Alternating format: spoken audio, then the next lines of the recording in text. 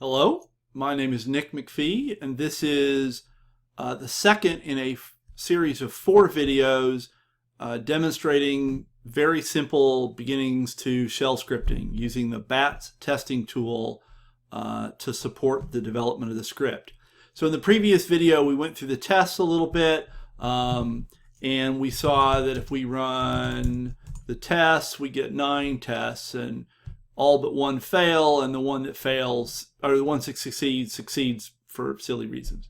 And so we're going to now basically use a test-driven development style to start developing a solution by essentially focusing on the very first test that fails, see what's the simplest thing we can possibly do that would get that test to succeed. After each test succeeds, we will commit our work, and then at the end of each video, we'll push our work up to GitHub so that if we were working with another group, they would have access to our work. So the very first test that fails says that the script countsuccesses.sh simply doesn't exist. And we can see that if we try to run it the way that we would run it if we were doing this on the command line, we indeed get that there is no such file or directory called count successes. Let me say a little bit about the / first. You might imagine that we would call our script by just saying count successes. That's actually not going to do the right thing because, and it kind of looks like it still fails, and it seems to fail for a similar reason. Without the /, when we try to run a command like this, the shell is going to look through our path, and it's going to look at every directory in our path, and in each one it's going to say, is there a file called countsuccesses.sh? And if there is, it will run the first one it finds. But it gets through the whole list and it doesn't find any, then it'll say command not found, as we see here. Well, we don't want that because our home directory, our current directory, is not in our path for security reasons, for good security reasons. Typically, Unix installations do not include your current directory in your path. And so it's never going to find count successes in this directory. It's not going to happen. And so we need to say, well, don't go looking in the path, look in this directory. So dot is shorthand for this directory. ./countsuccesses.sh says, look for count successes in the directory that I'm currently in. And so we need that. And if we look at do an ls, yeah, there is no countsuccesses.sh. So we should make one. There's a whole lot of ways we could do this. The simplest actually is a command called touch, which if we use touch and we provide a file name that doesn't exist, what touch does is it creates it. It creates an empty file with that name. The name touch comes from its other use, which is to modify the access time or the modification time of a file, which we're not going to care about that today, but it is useful for creating empty files. So if I say touch countsuccesses.sh, lo and behold, there it is. And now if I run my tests again, we find that the first test passes because we did in fact find that the script was there. Now the second one fails. It says, hey, that file, it's there, but it's not executable. That's not going to be good.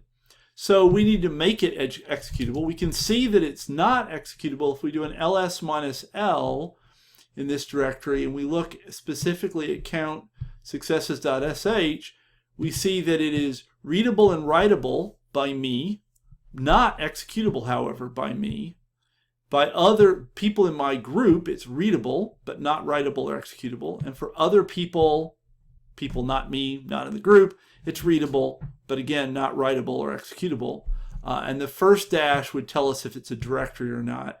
We see that test data down here is a directory, but count successes is not a directory, so the first thing is a dash. So yeah, it's not executable. That's a problem. We need to fix that. That's very easy. There's a Unix command, chmod, which is change mode, chmod. Change mode here kind of stands for change permissions. And we can say we want to add executable to countsuccesses.sh. So plus x says we're going to add, that's the plus, executable x. And if I just say plus x, I'm adding executable for me, group, and other. If I wanted to add it for just a particular subset, I could say things like u plus x, which would add executable to the user, that's me, or g plus x, which would add it to the group, or ug plus x, which would add it for the user and the group, but not anybody else. I'm just going to say plus x, and that'll give me everybody. And now if I do an ls minus l, we see that it is now got an x for everybody, for me, which is the first three, for my group, which is the next three, and then others, which is the last three. Also see that at least on this system, it is colored green now, where it was colored black before. That is pretty setup dependent, so you may not see that happen. But it's kind of nice in this case as a visual indicator that that's an executable. And we see that this directory is showing up in blue. And we would get those even without the -L. We could then see that this is executable and that this is a directory just from the colors. Okay, so now if we come back here and rerun the tests, lo and behold, the first three tests all pass. The file exists, it is executable, and now through magic it runs without generating an error. We can confirm that over here. We can say count successes and hit return, and lo and behold, it just returns. It doesn't seem to generate any kind of error. Now, one thing that Unix commands do, which even if you've used Unix a fair bit, you may have never been aware of this. All Unix commands return an exit status, and you can access that in the shell. So there's a variable $, which is the exit status of the immediately preceding command. And so if you want to see that, you could say exit $, echo $, and echo basically just prints out to the screen the value of whatever expression follows it. So in this case, the expression is this variable. So this is going to print out on the screen the value of that variable. And we see that it's 0. In Unix systems, return code of 0 is success, and non-zero is not success. So if we say ls count successes.sh, that succeeded, and we can see the error code is 0. If we say ls froggy, oops, it says, oh, look, I couldn't find that. And we can say, oh, well, what's the error code or the return code then? It's 2. So ls apparently returns a 2 if it can't find the file. And if we wanted to learn more about ls's error codes, if we use the man for manual command and say man ls, and it turns out in this case, if we just run down to the bottom, which I did with capital G, we get the exit status down here, and it tells us that ls returns a 0 if everything is good, which is what we saw when we did ls count successes, a file that exists. 1 if there are minor problems, and 2 if there is serious trouble. So because we got a 2 here when we tried to ls froggy, apparently that means not finding the file constitutes serious trouble in the minds of whoever implemented ls.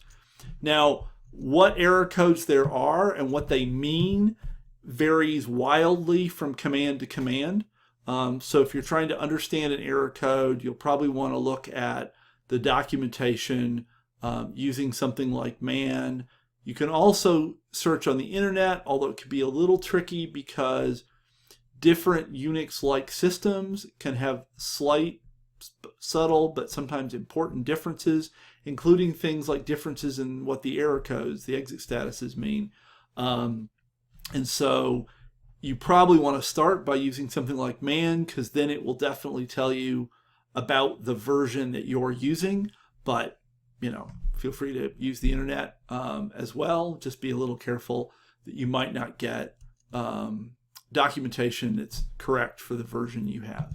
Okay, so we can get these error codes, and so, at the moment, if we run our thing, we get an error code of 0, which is why this test passes.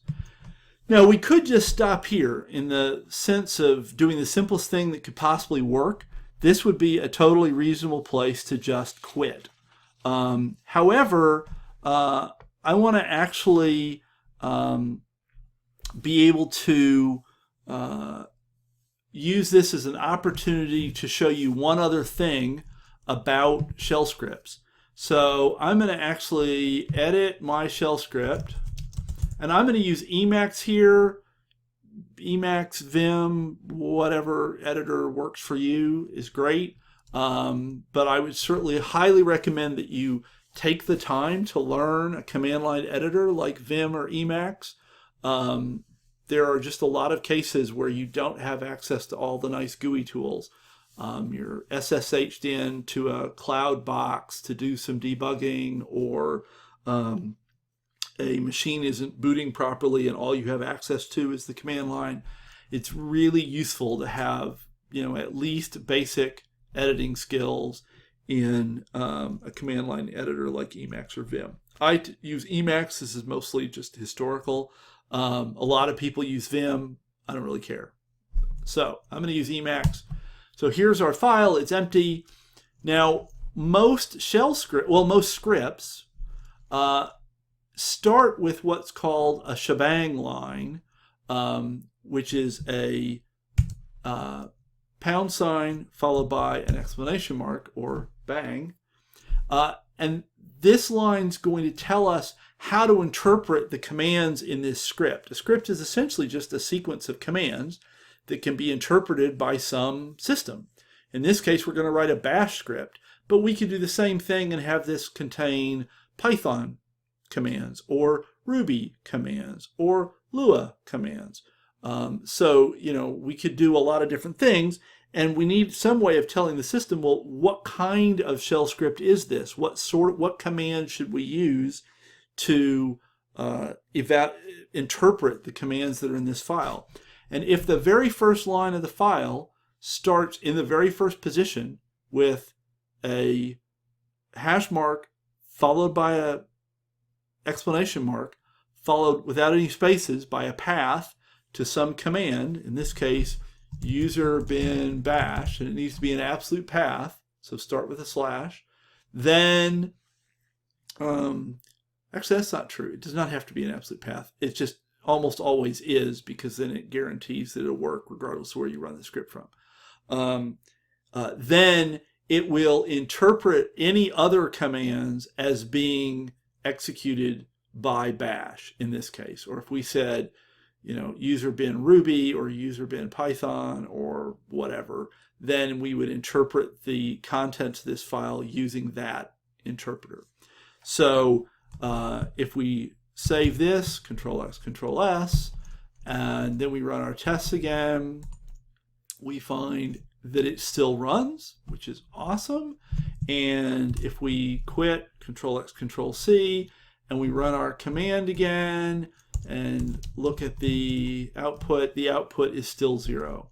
Now, if I edited this so that it said lsfroggy as a command, then if I run it, it'll be like, oh, we have an error. And if I look at the error code, it's going to be 2. So my script returns the exit code of the last command that it ran. And now if I run my tests, this one fails. The script does not run without generating an error anymore. If I Emacs again and say ls test data, which exists, and then I run my command, now it listed the stuff, and I get a 0. And if I run the test the first 3 all succeed again. Okay, the last thing before we wrap up is we need to commit our work. So we've actually accomplished some things. We created a countsuccesses.sh file that didn't used to be there. There's also this one with the tilde. That's an Emacs thing. You can ignore that. And that work isn't part of our GitHub repository or our local Git repository. So if we do git status, we see that indeed we've got these 2 files. I'm going to remove the one with the tilde so it doesn't cause us any confusion. So rm to get rid of that. Now if I do status, we see that we have 1 untracked file, and Git even tells us what to do. That git add, and then the file name would be a way of saying, hey, we want to add this to the repository. So I could say git add countsuccesses.sh, and now if I say git status, it tells me, oh look, you've got a new file waiting to be committed. And if so, now we could commit that, git commit, and it will commit countsuccesses.sh to our local repository. If we do that, it's going to put us into some command line editor.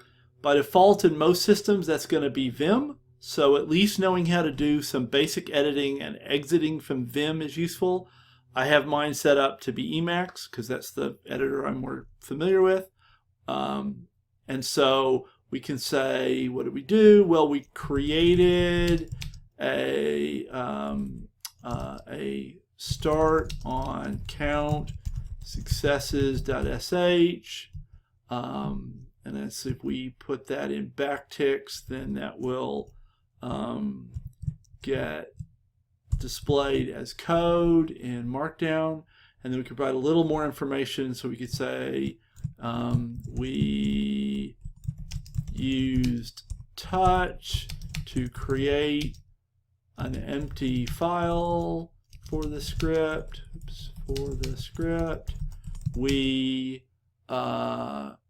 used chmod to make the script executable, and we added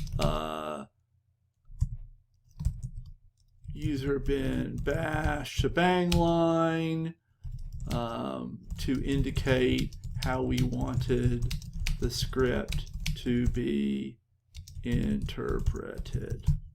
So there, we've got a little information that people can look at if they're trying to understand the history of this file. So we're going to go ahead and save that and exit the editor.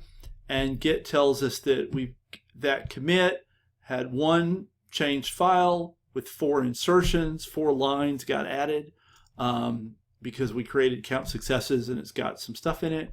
And now at this point, this change is local, git status, but it tells us that our branch is ahead of the master branch in our repository on GitHub by 1 commit. So we have a commit locally that doesn't exist up on GitHub. So to get it there, we need to say git push, and it gives us lots of noise, but basically the important thing is it's asking for my username. This is github.umn.edu, so this is going to be my login information for that account. If you're using github.com, it should say that you should have github.com here, and you would use your login information there. So that's my username. Now what's my password? And I successfully logged in. So it said, hey, I'm doing some random stuff that we don't care about. But the important piece is it wrote objects up to github.umn.edu, and that was successful. And if we come over to the web interface and reload this page, we see that we have a new commit created a start on count successes. If we click on that, here's our message, yay, our message. and it shows us what we changed, so that we added this file with these 4 lines. And obviously we'll get rid of this line when we actually fix the script in the next video. Okay, so we've gone over creating the script file with touch, making it executable with chmod, adding a shebang line to tell the operating system how to interpret the commands in the script, and we've looked at the $? Shell variable, which gives us the return exit status of the previous command, and using echo to look at that, as well as a very simple example of using Emacs to edit a file. So I'm going to wrap this video up there. In the next video, we're actually going to get all of these tests down to, but the last one to pass by doing really simple kind of dumb things. And then in the final 4th video, we'll actually realize that we're up against it and we have to actually write a real solution to the problem. And that will happen in the last video. So as always, feel free to ask any questions. Thank you very much, and we'll talk to you later.